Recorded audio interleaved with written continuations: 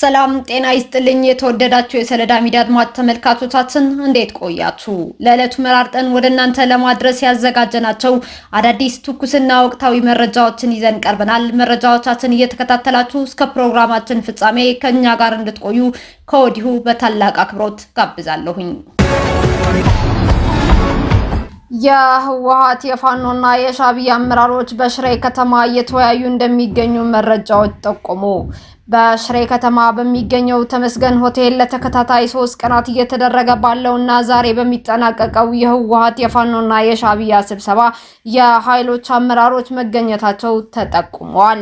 ከህወሓት ኃይሎች በሱዳን ከሚገኘው አርሚ 7 ተወካይ፣ ከፋኖ ኃይሎች ጀነራል ተፈራ ማሞ፣ ከሻዕቢያ ጀነራል ሐሊባይና ኮሎኔል ዳዊት በስብሰባው የተሳተፉ እንደሆነም ነው የተገለጸው። የውይይታቸው ዋነኛ ዓላማ እናሸንፋለን ወይ ጦርነቱ ያዋጣናል ወይ የሚል ሐሳብ እንደሆነ ምንጮቹ ጠቁመዋል። እንደሚታወቀው የኤርትራው መንግስት ሻዕቢያ የኢትዮጵያን ሉዓላዊነት ጥሶ ሰራዊቱ ማስገባቱ የሚታወስ ሲሆን የተለያዩ ታጣቂ ኃይሎችን እያሰለጠነ እንዲሁም የጦር ሎጂስቲክ እያቀረበ ኢትዮጵያን ለመውጋት እየሰራ እንደሚገኝም የአደባባይ ሀቅ ነው። ዳግም ጦርነት አንፈልግም በሚል መሪ ቃል በአዲስ አበባ ግዙፍ ሰላማዊ ሰልፍ ሊጠራ መሆኑ ተሰማ። በትግራይ ክልል በህወሓት አመራሮች ያለው ፍከራና ዛቻ ወደ በረታ ውጥረት ማምራቱን ተከትሎ በትግራይ ለውጥ ፈላጊ ንቅናቄ የተባለው ጥምረት በአዲስ አበባ ሰላማዊ ሰልፍ ለማካሄድ ማቀዱን አስታውቋል። የፖለቲካ ፓርቲዎችና ተጽዕኖ ፈጣሪዎችን ያቀፈው ይህ ስብስብ በክልሉ ዳግም የደም መፋሰስ እንዳይከሰትና ልዩነቶች በሰላማዊ በዲፕሎማሲያዊ መንገድ ብቻ እንዲፈቱ ግፊት ለማድረግ መነሳቱን ገልጿል። የለውጥ ፈላጊ ስብስቡ አባል ጋዜጠኛ ዳሞራ ያህያ እንደገለጹት በአሁኑ ወቅት በትግራይ ያለው የህወሓት አመራር የህዝቡን እውነተኛ ፍላጎት የማይወክል ከመሆኑም በላይ አሁን እየታየ ያለው የጦርነት ስጋት የውጭ ኃይሎች ድጋፍ እንዳለበት ይታመናል ብለዋል። በመሆኑም በቀጣዮቹ ሳምንታት በሚካሄደው ሰልፍ ይህንን እውነታ ለዓለም አቀፉ ማህበረሰብና በኢትዮጵያ ለሚገኙ ኤምባሲዎች በይፋ ለማሳወቅ ዝግጅት እየተደረገ መሆኑን ጠቁመዋል። የባይቶና ፓርቲ አባል ዶክተር ጸጋዛብ ካሱ በበኩላቸው የትግራይ ወጣቶችና ነዋሪዎች ዳግም ወደ ጦርነት መግባት እንደማይፈልጉ አጽንኦት ሰጥተዋል። ጥቂት ለስልጣን የሚጓጉ ግለሰቦች የሚፈጥሩት ውጥረት የህዝቡ እንዳልሆነ የገለጹት ዶክተር ጸጋዛብ የፌዴራል መንግስት ለክልሉ የሚሰጣቸውን አገልግሎቶች እንዳያቋርጥና ችግሮች በውይይት እንዲፈቱ ፓርቲያቸው ጥረት እያደረገ መሆኑንና ከፌዴራል መንግስት ጋር ተባብሮ መስራት አማራጭ የሌለው ግዴታ መሆኑን አስታውቀዋል። የእስራኤሉ ፕሬዝዳንት አይዛክ ሄርዞግ ለይፋው የስራ ጉብኝት አዲስ አበባ ገቡ። የእስራኤሉ ፕሬዝዳንት አይዛክ ሄርዞግ ለይፋው የስራ ጉብኝት አዲስ አበባ ገብተዋል። ፕሬዝዳንቱ ቦሌ ዓለም አቀፍ አውሮፕላን ማረፊያ ሲደርሱ የውጭ ጉዳይ ሚኒስቴር ዶክተር ጌዲዮን ጢሞቴዎስ እና ሚኒስቴር ዴኤታው አምባሳደር ብርሃኑ ጸጋዬ አቀባበል አድርገውላቸዋል። ፕሬዝዳንቱ በአዲስ አበባ በሚኖራቸው ቆይታ የሁለቱን ሀገራት ግንኙነት በሚያጠናክሩ ጉዳዮች ዙሪያ ከመንግስት ከፍተኛ መሪዎች ጋር ውይይት ያደርጋሉ ተብሎ እንደሚጠበቅም የውጭ ጉዳይ ሚኒስቴር አስታውቋል። በኡጋንዳ በህዝብ ፊት ተሳስማቸዋል የተባሉ 2 ወጣት ሴቶች በቁጥጥር ስር ዋሉ። የሞት ቅጣት ሊበየንባቸው እንደሚችልም ተሰግቷል።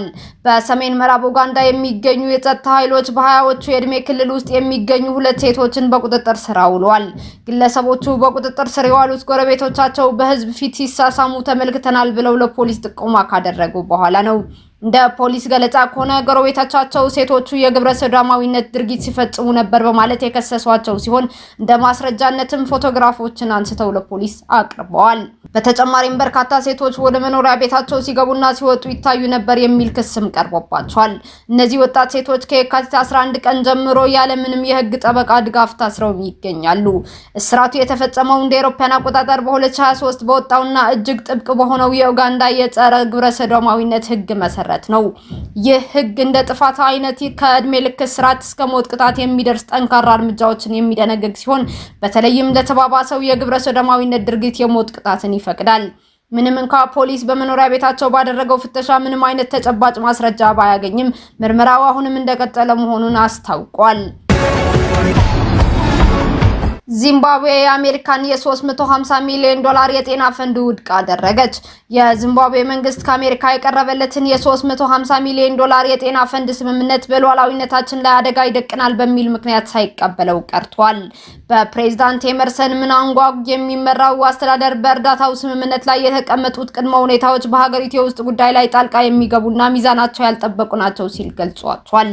ለዚህ ውሳኔ ዋነኛው ምክንያት ስምምነቱ የውጭ አካላት የዚምባብዌን ብሔራዊ የጤና መረጃ ስርዓት ዳታ ሲስተም በቀጥታ እንዲቆጣጠሩና መረጃዎችን እንዲያገኙ የሚፈቅድ አንቀጾችን የያዘ በመሆኑ ነው ተብሏል። የዚምባብዌ ባለስልጣናት ይህ አሰራር የሀገሪቱን ተቋማዊ ቁጥጥርና ስትራቴጂካዊ ጥቅሞች አሳልፎ የሚሰጥ በመሆኑ ፈጽሞ ተቀባይነት የለውም ሲሉም ተከራክረዋል። በተጨማሪም ስምምነቱ ዚምባብዌ ከዓለም ጤና ድርጅት እና ከሌሎች ዓለም አቀፍ የጤና ተቋማት ጋር ያላትን ትብብር ማዕቀፍ ሊያናጋ ይችላል የሚል ስጋትም ተፈጥሮበታል። ምንም እንኳን የተመደበው ገንዘብ የሀገሪቱን የጤና ፕሮግራሞች በእጅጉ ሊያጠናክር የሚችል ቢሆንም የሐረሬ መንግስት የፖሊሲ ነፃነትና ሉዓላዊነት ከማንኛውም የገንዘብ ድጋፍ ይቀድማል የሚል ጽኑ አቋም መያዙን አስታውቋል። የአሜሪካው ፕሬዝዳንት ዶናልድ ትራምፕ በሁለቱም ምክር ቤት ላይ ዓመታዊ ንግግር ሲያደርጉ ሀገራችን ተመልሳለች ሲሉ ንግግራቸውን ጀመሩ። ፕሬዝዳንቱ ወደ መድረኩ ሲያመሩ ከሪፐብሊካን የኮንግረስ አባላት ከፍተኛ ድጋፍ ሲያገኙ፣ በአንጻሩ የዲሞክራት አባላት የተቀመጡበት ወገን በርካታ ክፍት ወንበሮች የታዩበትና ቀዝቃዛ ድባብ የሰፈነበት እንደነበር ተገልጿል። ቢያንስ 30 የዲሞክራት አባላት በንግግሩ ላይ ላለመገኘት መወሰናቸውም ተነግሯል። ፕሬዝዳንት ዶናልድ ትራምፕ በኮንግረስ እያደረጉት ባለው ዓመታዊ ንግግር ባለፈው አንድ ዓመት ለዘመናት የማይረሳ ለውጥ ማምጣታቸውን ገልጸዋል። ፕሬዝዳንቱ በተለይ በኢኮኖሚው ዘርፍ ያስመዘገቧቸው ስኬቶች በማጉላት ላይ ይገኛሉ። ትራምፕ ባለፉት 12 ወራት ውስጥ የዋጋ ግሽበትን በከፍተኛ ሁኔታ መቀነስ መቻላቸውን ገልጿል። የዋጋ ግሽበትን ባለፉት 5 ዓመታት ታይቶ በማያውቅ ዝቅተኛ ደረጃ ላይ አድርሰነዋል ሲሉም ተናግረዋል። ፕሬዝዳንቱ ምርጫውን ካሸነፉ በኋላ የአክሲዮን ገበያው 53 ጊዜ አዳዲስ ክብረ ወሰኖችን መስበሩንም ገልጸዋል። እንዲሁም በአንድ ዓመት ውስጥ ብቻ 18 ትሪሊዮን ዶላር የሚጠጋ ኢንቨስትመንት ወደ ሀገር ውስጥ መሳብ መቻላቸውን ተናግረዋል። እንዲሁም ትራምፕ በንግግራቸው በአሁኑ ወቅት በአሜሪካ ታሪክ ጠንካራውና አስተማማኙ ድንበር አለንም ብለዋል። ባለፈው አንድ ዓመት ብቻ ወደ ሀገር የሚገባው የፈንታኒል የተባለው አደገኛ እጽ በ56 በመቶ መቀነሱንም ተናግረዋል። ፕሬዝዳንቱ ንግግራቸው እንደቀጠሉ ሲሆን በተለይ ስለ ኢራን ጉዳይ ጠንከር ያለ ንግግር ያደርጋሉ ተብሎም ይጠበቃል። እስካሁን አብራችሁን ከኛ ጋር ስለነበራችሁ እያመሰገንኩኝ በሌሎች መረጃዎች እስክንመለስ እንደተለመደው የሶለዳ ሚዲያ ቤተሰብ በመሆን ላይክ፣ ሼር፣ ሰብስክራይብ ማድረጋችሁን አትርሱ። አዳዲስ ትኩስና ወቅታዊ መረጃዎቻችን በቶሎ እንዲደርሷችሁ የደወል ምልክቷን ይጫኑ። ስኬት፣ ድልና ሰላም ለኢትዮጵያውያን። ሶለዳ ሚዲያ